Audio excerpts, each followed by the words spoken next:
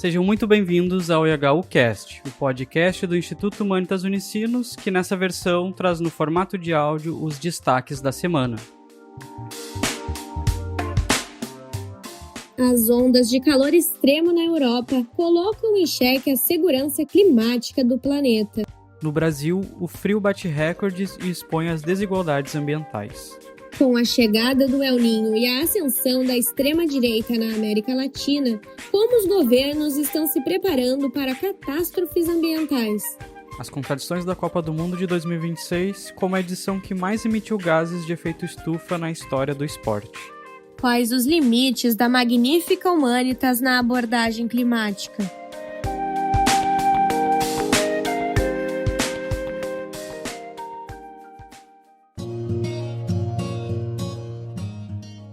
Há quase 10 anos atrás, o escritor, teólogo e filósofo Leonardo Boff publicou um artigo no IHU abordando a relação da humanidade com o planeta. Ele apontou o dia da sobrecarga na Terra, quando a demanda da humanidade por recursos naturais excede a capacidade do planeta de regenerá-los no mesmo ano, como um exemplo de que não estamos cuidando da nossa casa comum. Nas palavras de Boff, nossa presença na Terra é agressiva. Movemos uma guerra total à Gaia, atacando-a em todas as frentes. A consequência direta é que a Terra fica doente. Uma década depois, a Terra continua doente, gritando um pedido de socorro que ecoa cada vez mais alto. Adoecido pelo desenvolvimento humano, que consome recursos naturais como se eles fossem infinitos, o planeta mostra sintomas cada vez mais claros de que é necessário repensar a nossa relação com a natureza. Eventos climáticos extremos se tornam mais comuns e afetam a vida de todos, principalmente dos mais pobres. Na Europa, uma onda de calor histórica demonstra como essa mudança de paradigma é urgente. Essa semana, a França registrou a noite mais quente desde que o país começou a medir temperaturas em 1947. O indicador nacional, uma média entre as temperaturas diurnas e noturnas de 30 estações meteorológicas, chegou a 29,8 graus Celsius, segundo dados provisórios da Météo France. A temperatura mínima do país bateu 21,6 graus, superando o recorde anterior de julho de 2019. Os dados reproduzidos pelo site Ecodebate e reportagem de Henrique Cortez também apontam que esse não é um caso isolado. Cidades como Bordeaux e Poitiers, no sudoeste e centro-oeste da França, bateram suas marcas históricas absolutas de temperatura máxima, com termômetros passando dos 41 graus. Desde o início da medição das estações, há quase um século em alguns casos, estes números nunca foram vistos. A Inglaterra emitiu um alerta antecipando o fechamento de dezenas de escolas devido à previsão de calor extremo. Conforme a agência meteorológica britânica Met Office, as temperaturas podem chegar a 40 graus, um número sem precedentes para esta época do ano. Esta é a segunda vez na história que são emitidos alerta vermelho de calor para as partes do centro e sul do país. Na Espanha, quase todo o território está sob alerta de calor, com partes do sul e do norte no nível máximo, classificado pela agência AEMET como perigo extraordinário. A Itália também decretou alerta vermelho em 15 cidades, incluindo a capital Roma e Milão, que recentemente enfrentou apagões provocados pelo uso disparado de ar-condicionado. Javier Rodrigues, em reportagem publicada por El Salto, trouxe evidências de que esse estresse térmico será mais comum daqui para frente, causando problemas estruturais para as pessoas. A Organização Mundial da Saúde estima que 200 mil pessoas morreram na Europa nos últimos 4 anos, devido a ondas de calor. A questão que circula nos gabinetes ministeriais europeus já não é se o calor extremo voltará, mas sim se os estados estarão preparados para quando chegar o próximo episódio, que, segundo os modelos climáticos, será em algum momento ainda mais intenso do que este. No Brasil, um estudo feito pela Fundação Oswaldo Cruz e a Universidade Federal da Bahia analisou dados sobre ondas de calor, internações e mortes no SUS entre 2000 e 2019. O estudo constatou que as altas temperaturas mataram 120 mil brasileiros nesse período, ou seja, cerca de 6 mil brasileiros morreram neste período por conta dos efeitos das altas temperaturas. De acordo com o alerta de Jim Skia, presidente do painel intergovernamental sobre mudanças climáticas da ONU, a situação vai piorar e os registros de aquecimento em algumas regiões e nos oceanos vêm superando as projeções dos cientistas. Inevitavelmente, viveremos episódios ainda mais intensos do que os observados nos últimos dias. O aquecimento dos dias mais quentes é maior do que o aquecimento das temperaturas médias. Esse aumento varia entre 50% e 100%. Portanto, se o planeta aquecer 2 graus, o dia mais quente do ano poderá ser 3 graus ou até 3,5 graus mais quente, explicou Jim Ski em encontro com jornalistas.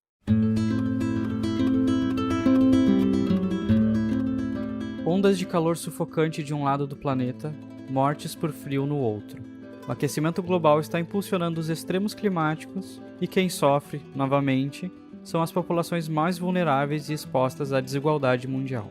Com o início do inverno, o Brasil também começou a enfrentar a primeira onda de frio da estação. Uma série de temperaturas baixas e recordes de frio foram registrados na quinta-feira desta semana, afetando principalmente as regiões do Sudeste, Norte e Sul. Segundo informações do Climatempo, capitais como Florianópolis, Curitiba e Rio Branco enfrentaram a madrugada mais fria do ano até o momento.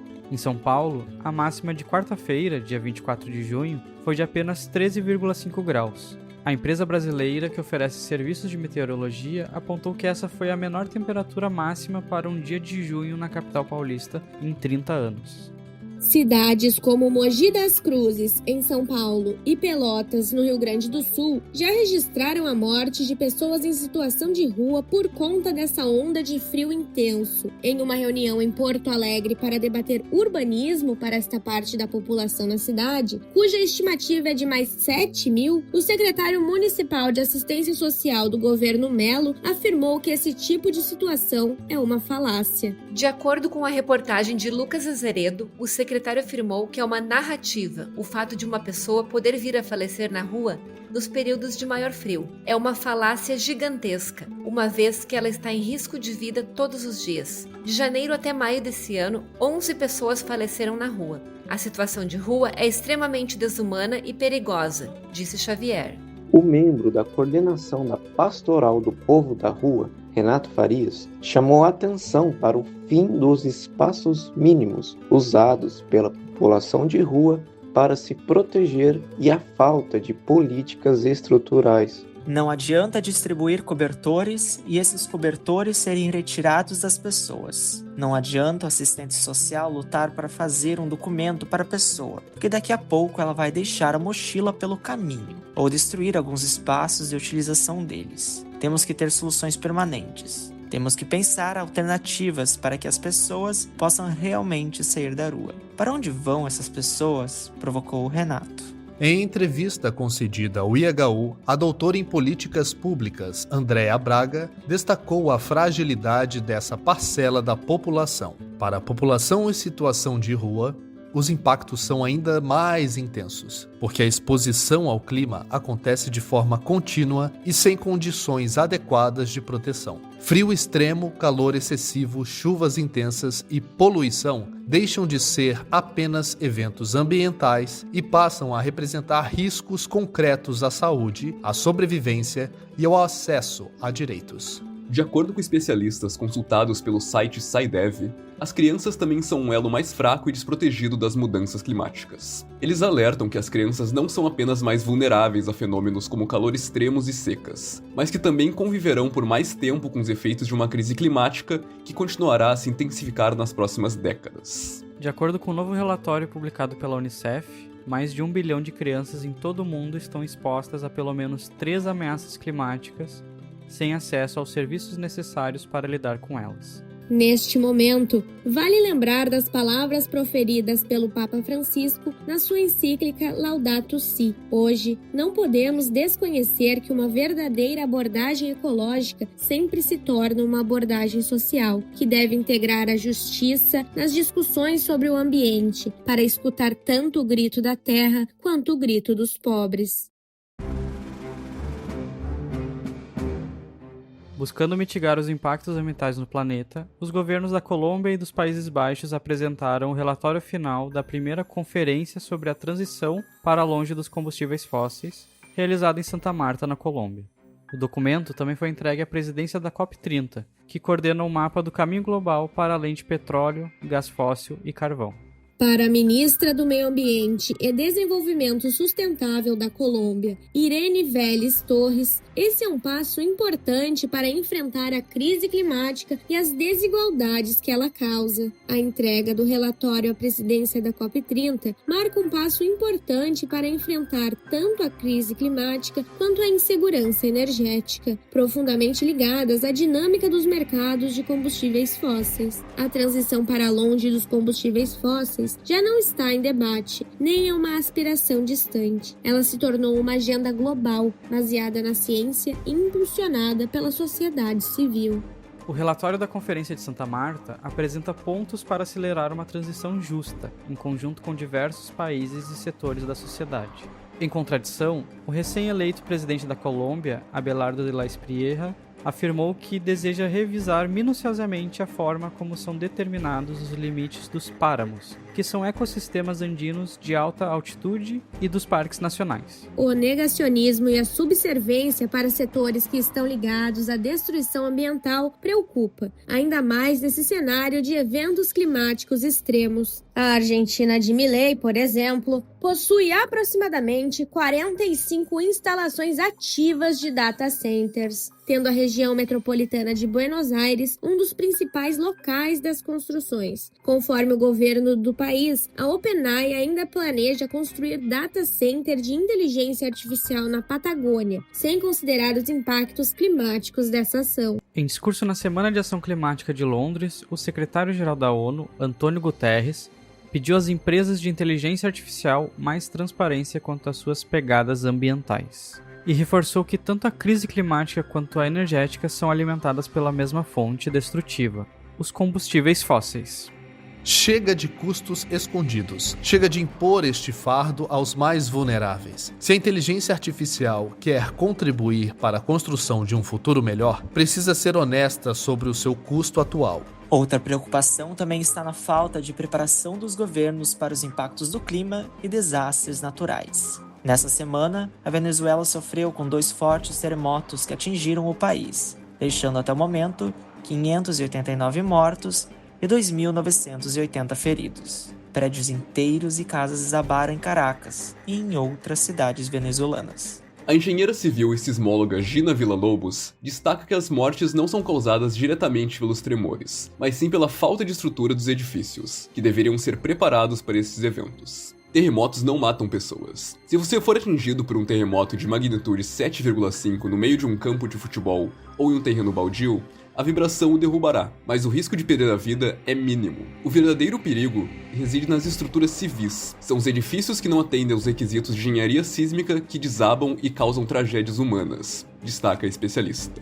Com a possível chegada de um super El Niño, essa falta de preparação também fica evidente em toda a América Latina. As periferias das cidades já sofrem com impactos acumulados por vários desastres. Não temos quase nada pronto para adaptar nossas comunidades a esse cenário, afirma Tainá Gutierrez, secretária executiva da Rede por Adaptação Antirracista, citando as periferias de Porto Alegre, em reportagem publicada por Delste Velli. A mestra e doutora em ciências, Ana Bonassa, faz um alerta sobre a importância de não individualizarmos o problema e fazermos cobranças para as autoridades governamentais. Desastres naturais não são somente naturais, porque a gravidade deles depende da vulnerabilidade de cada região. Você aí mora do lado de um grande rio que já causou tragédias num passado não muito distante? O que os governantes locais estão fazendo para evitar as próximas? A prioridade deveria ser ampliar o monitoramento hidrológico, revisar planos de evacuação, reforçar barragens e sistemas de drenagem urbana e além, de antecipar os estoques de medicamento, água potável e alimentos para as regiões suscetíveis a inundações. Você mora em regiões que costumam ter secas extensas? Quais os planos dos representantes? Seria fundamental reforçar brigadas de combate ao fogo, monitorar áreas críticas por satélite, preparar rotas alternativas para comunidades que dependem do transporte fluvial, gestão rigorosas dos reservatórios, redução de perdas na distribuição de água, expansão dos sistemas de reuso, planejamento para abastecimento emergencial. Agora, você mora num lugar que costuma ficar insalubremente quente? O poder público está fazendo o quê para mitigar isso? Calor intenso aumenta o risco de desidratação, problemas respiratórios e agravamento de doenças cardiovasculares cardiovasculares. Os sistemas de vigilância e saúde pública precisam ser reforçados com antecedência. Tem algum projeto de arborização urbana? É um problema coletivo, gente. As soluções e mitigações deveriam ser também. Nesse contexto de eventos climáticos extremos e falta de governança, damos evidência à Copa do Mundo de 2026, que está sendo disputada num país cujo presidente é um dos maiores negacionistas climáticos do planeta. Donald Trump retirou os Estados Unidos do Acordo de Paris, desmontou as políticas ambientais americanas e, em momento algum da organização do torneio, demonstrou qualquer preocupação com a pegada de carbono do evento. A FIFA, que tem metas oficiais de reduzir 50% das emissões de seus eventos até 2030 e atingir neutralidade de carbono até 2040, também optou pelo silêncio. É uma completa negligência, como se as mudanças climáticas não existissem, avaliou Alexis Norman, CEO da plataforma de contabilidade de carbono Greenly. Os números explicam a gravidade do silêncio. Esta é a Copa do Mundo mais emissora de gases de efeito estufa da história do esporte. Disputada em 3 países, 16 cidades e com um recorde de 48 seleções, o torneio vai gerar 7,8 milhões de toneladas de CO2 equivalentes, segundo a Greenly, o dobro da Copa do Catar em 2022. O think tank britânico New Weather Institute estima um número ainda maior, 9 milhões de toneladas. Para ter uma ideia do que isso representa, é equivalente às emissões anuais de 1,7 milhão de carros a combustível circulando durante um ano inteiro. O principal responsável por esse recorde é o transporte aéreo. 87% de todas as emissões da Copa virão de voos. A distância média percorrida por cada torcedor nessa edição é de 19,4 mil quilômetros contra 13 mil no Catar. O torneio é 10 dias mais longo e tem o triplo de torcedores. A maior distância entre 2 estádios do mesmo campeonato é de mais de 4 mil quilômetros, entre o Estádio Azteca, na Cidade do México, e o BC Place, em Vancouver. Algumas agências de viagens americanas chegaram a oferecer pacotes para torcedores ricos que incluem até 8 voos domésticos. Esta é, sem dúvida nenhuma, a Copa mais poluente da história. Ninguém ilustra melhor essa contradição do que o próprio presidente da FIFA, Gianni Infantino. O dirigente anunciou que pretende assistir a 2 jogos por dia ao longo do torneio, cruzando 2 fronteiras nacionais e 4 fusos horários. Para isso, ele usará um jato particular fornecido pela patrocinadora Qatar Airways. Infantino não chegará a ver todas as partidas como fez no Qatar em 2022, mas tentará se aproximar disso, viajando diariamente de avião particular, enquanto o mundo debate como reduzir as emissões do carbono que está aquecendo o planeta. E a contradição não para no presidente da entidade. Um dos 7 principais patrocinadores dessa Copa é a Saudi Aramco, a maior empresa petrolífera do mundo, de propriedade do governo da Arábia Saudita. A mesma empresa, cujas reservas e poder político, nas palavras do diretor da ONG Fair Square, Nick McGeehan, tem capacidade de atrasar a transição energética e acelerar o aquecimento global. Uma Copa patrocinada pelo petróleo, sediada pelo negacionismo e administrada pelo silêncio. O clima não esperou pelos protocolos. Na segunda-feira, 22 de junho, pela primeira vez desde o início do torneio, a FIFA foi obrigada a interromper uma partida por condições climáticas. O jogo entre França e Iraque, na Filadélfia, teve o segundo tempo adiado por causa de uma tempestade com risco de raios. Jogadores foram recolhidos a áreas protegidas e torcedores foram orientados a deixar as arquibancadas e buscar abrigo nas áreas internas do estádio. A partida só foi retomada 2 horas depois. O protocolo da FIFA determina que se um raio é detectado a até 13 quilômetros do estádio, a partida deve ser suspensa imediatamente, e a contagem de segurança de 15 minutos é reiniciada a cada nova descarga elétrica. A preocupação americana com tempestades elétricas tem razão histórica. Em 2012, na Pensilvânia, um raio atingiu o estacionamento de um autódromo durante uma corrida de NASCAR interrompida pela chuva, matando um torcedor e ferindo outros 9. Mas a questão que os cientistas fazem é outra. Eventos climáticos extremos como esse não são coincidência. Um estudo do grupo World Weather Attribution concluiu que o risco de calor extremo nesta Copa duplicou desde a edição de 1994, quando os Estados Unidos foram sede pela última vez. O aquecimento global não é pano de fundo, é personagem. E enquanto a elite viaja de jato particular entre estádios e os torcedores mais ricos acumulam voos domésticos nos seus pacotes de Copa, quem paga a conta não está nos camarotes.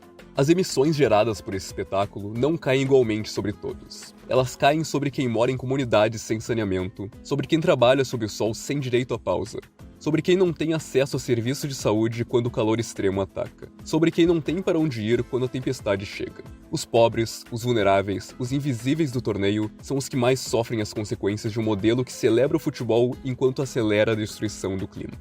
A ONU classificou o impacto das mudanças climáticas como um assassinato silencioso. Enquanto isso, os gols são celebrados, os jatos decolam e a FIFA permanece em silêncio.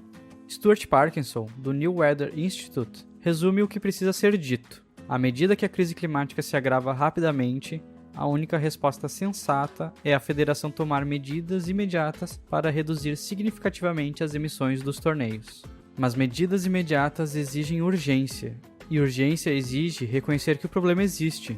No país de Trump e sob o comando da FIFA, esse reconhecimento ainda não chegou. Se você quer aprofundar esse debate, o IHU promove no dia 2 de julho, às 5h30, o evento A Copa Sequestrada, Autoritarismo, Desregulação Climática e Mercantilização do Espetáculo, com o professor José Paulo Florenzano. A transmissão será ao vivo pelo canal do IHU no YouTube. As inscrições para o evento podem ser feitas no site ihu.unicinos.br. O debate em torno da Magnifica Humanitas continua, e uma das lacunas que pesquisadores e teólogos não deixaram passar é o clima. A encíclica não aborda os impactos ambientais da IA, e eles são enormes. Os data centers, que sustentam os grandes modelos de linguagem, consomem quantidades colossais de energia e água. A construção das infraestruturas digitais devora minerais extraídos em condições que frequentemente destroem territórios e comunidades. O Papa fala em proteger os mais vulneráveis, mas os mais vulneráveis às mudanças climáticas são exatamente os mesmos que mais sofrem com a expansão desregulada da tecnologia. Os pobres, os periféricos, os invisíveis do sistema global. Essa conexão a encíclica não fez. O jornalista e teólogo Moisés Sbardelotto, analisando a Magnifica Humanitas à luz da tradição social da Igreja, aponta que o documento representa uma continuidade com o pontificado de Francisco, que havia colocado a questão ambiental no centro do magistério papal com a Laudato Si. Leão XIV dialoga com esse legado, mas desloca o foco para a tecnologia digital, sem articular as duas crises como faces do mesmo problema. A crise climática e a crise digital não são paralelas, são parte de um mesmo modelo de desenvolvimento que concentra poder, externaliza custos e distribui destruição de forma profundamente desigual. O filósofo esloveno Slavoj Žižek, num artigo publicado em resposta à encíclica, elogia o documento e vai direto ao ponto que o Papa acerta. A tecnologia nunca é neutra. O que faltava até agora era uma visão mais ampla e clara, escreve Žižek. O que nenhum político ou teórico social conseguiu fazer foi feito pelo Papa Leão de forma insuperável. Para o filósofo, o Papa acerta ao recusar a ideia de uma IA boa, que governe o mundo com seus bons algoritmos, e ao denunciar o feudalismo digital que concentra riqueza e poder algorítmico nas mãos de poucos monopólios tecnológicos. Mas o autor vai além e propõe uma chave filosófica que a encíclica não desenvolveu, a finitude como o único caminho para a transcendência. Segundo Zizek, o Papa identifica corretamente o papel construtivo dos limites e dos fracassos na experiência humana. A encíclica afirma que o ser humano não floresce apesar dos limites, mas muitas vezes através dos limites. É uma intuição poderosa e que ele radicaliza. Se removermos o obstáculo, perdemos também a transcendência que ele torna possível. A IA que remove toda fricção, que otimiza tudo, que elimina o erro, essa IA não liberta o humano, ela o esvazia. E o que se vislumbra por trás do limite, o amor, o sagrado, o sentido, desaparece junto. Para um algoritmo, o erro é algo a corrigir. Para uma pessoa, pode ser o início de uma mudança profunda, escreve o Papa. Zizek concorda e lembra que a subjetividade humana emerge precisamente onde a máquina falha. Mas há uma tensão que a encíclica não resolve, e que o padre jesuíta e jornalista Flávio Lazarin articula ao refletir sobre a relação entre Igreja e Estado. A Magnifica Humanitas faz diagnósticos precisos sobre o poder das Big Techs, sobre a concentração algorítmica, sobre a desumanização digital. Mas quem vai implementar as mudanças que ela propõe? A encíclica apela pela responsabilidade compartilhada, a regulação, a uma nova forma de ação social, mas não pode esperar do Estado, especialmente do Estado capturado pelo capital tecnológico, a solução para um problema que o próprio capital tecnológico ajudou a criar. A máquina do Estado captura a subjetividade, e os circuitos do poder digital e do poder político estão cada vez mais interligados, como mostra a presença da Palantir nas operações militares, no sistema de imigração e nas eleições. Desativar esses circuitos exige algo que vai além do que qualquer documento governamental ou papal consegue fazer sozinho. E é aqui que a questão do clima reaparece com força. Como desativar os circuitos que produzem simultaneamente a crise climática e a crise digital? Se os mesmos atores que controlam os servidores de IA são os mesmos que financiam os combustíveis fósseis e capturam os estados. O filósofo chileno Rodrigo Carme Bolton, analisando o pensamento de Averroes, propõe uma chave de leitura radical, o pensamento como bem comum, não como propriedade privada de corporações, não como instrumento de soberania estatal, mas como algo que pertence à humanidade inteira, e que por isso mesmo não pode ser capturado por nenhum poder particular. É uma ideia que a encíclica flerta, mas não desdobra. A Magnifica Humanitas é um documento corajoso. Frei Beto, ao analisá-la, destaca que a palavra dignidade aparece 98 vezes no texto, e a palavra pessoa 158 vezes. A palavra tecnologia aparece 14. O Papa escolheu seu foco. Não é técnico, é antropológico. Mas a antropologia do século XXI não pode ser pensada sem o planeta que nos sustenta. Uma encíclica que fala do ser humano sem falar do clima é uma encíclica que ainda não chegou à janela. Lá fora, o calor extremo para jogos de Copa. Lá fora, comunidades inteiras perdem o acesso à água por causa dos data centers. Lá fora, os pobres morrem enquanto os servidores processam. O Papa pergunta como permanecemos humanos na era da IA. A pergunta que o clima acrescenta é: em que planeta? 3 pensadores, 3 perspectivas, um mesmo diagnóstico. A jornalista e colega do IHU, Márcia Jungs, articula a convergência entre Slavoj Zizek, Flávio Lazarin e Rodrigo Carme Bolton. 3 reflexões que repercutimos esta semana no IHU convergem para um mesmo diagnóstico filosófico e teológico. A crise contemporânea não é apenas política, eclesial ou cultural, mas diz respeito ao próprio modo como compreendemos a condição humana, o pensamento e a vida em comum. Sob perspectivas distintas, a reflexão sobre a Igreja de Flávio Lazarin, a leitura averroísta proposta por Rodrigo Carme Bolton e a análise de Slavoj Zizek acerca da finitude apontam para a necessidade de romper com os dispositivos de soberania que transformam poder, verdade e até mesmo a transcendência em instrumentos de dominação. A entrevista com Rodrigo Carme recupera Averroes para defender uma concepção radical do pensamento como bem comum, recusando sua apropriação individual ou soberana. Pensar não é um ato de posse, mas uma prática compartilhada que constitui uma comunidade de inteligências. Essa perspectiva desloca o centro da filosofia política do sujeito proprietário necessário para o uso comum da razão, abrindo espaço para uma política fundada na cooperação e não na exclusão. Essa crítica encontra ressonância no texto sobre a Igreja, escrito por Flávio Lazzarin, que denuncia as tentações permanentes da instituição de se organizar segundo a lógica do poder e da autoconservação. Em contraposição, propõe uma Igreja sinodal capaz de testemunhar uma autoridade compreendida como serviço, escuta e participação. A comunidade eclesial, assim, aproxima-se da ideia averroísta de um pensamento compartilhado, em que ninguém detém monopolisticamente a verdade, mas todos participam de sua construção histórica. Já o artigo de Slavoj Žižek acrescenta um elemento decisivo a esse horizonte ao afirmar que somente a aceitação da finitude torna possível uma autêntica abertura à transcendência. Não é a fuga do limite que conduz ao infinito, mas precisamente a coragem de habitar a vulnerabilidade constitutiva da existência humana. A transcendência deixa de ser uma evasão metafísica para tornar-se uma experiência que emerge do reconhecimento da incompletude. Articulados, os 3 textos sugerem que tanto a política quanto a Igreja e a filosofia precisam abandonar a pretensão de fundamentos absolutos para reconhecer o caráter relacional, compartilhado e finito da existência. A comunidade, o pensamento e a transcendência deixam de ser propriedades de uma soberania para converterem-se em práticas de uso comum. Nesse sentido, o desafio contemporâneo consiste em imaginar instituições capazes de acolher a pluralidade sem reduzi-la à unidade do poder, fazendo da vulnerabilidade não uma deficiência, mas a própria condição de possibilidade da vida comum, do pensamento livre e da esperança.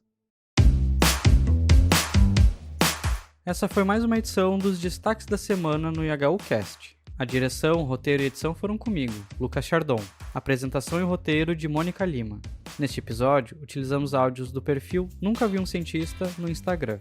Ainda contamos com a colaboração das colegas Márcia Jungs e Regiane Bastos, e dos colegas Alexandre Francisco, Christian Padilha, Matias Lengert e Matheus Dias. Até a próxima!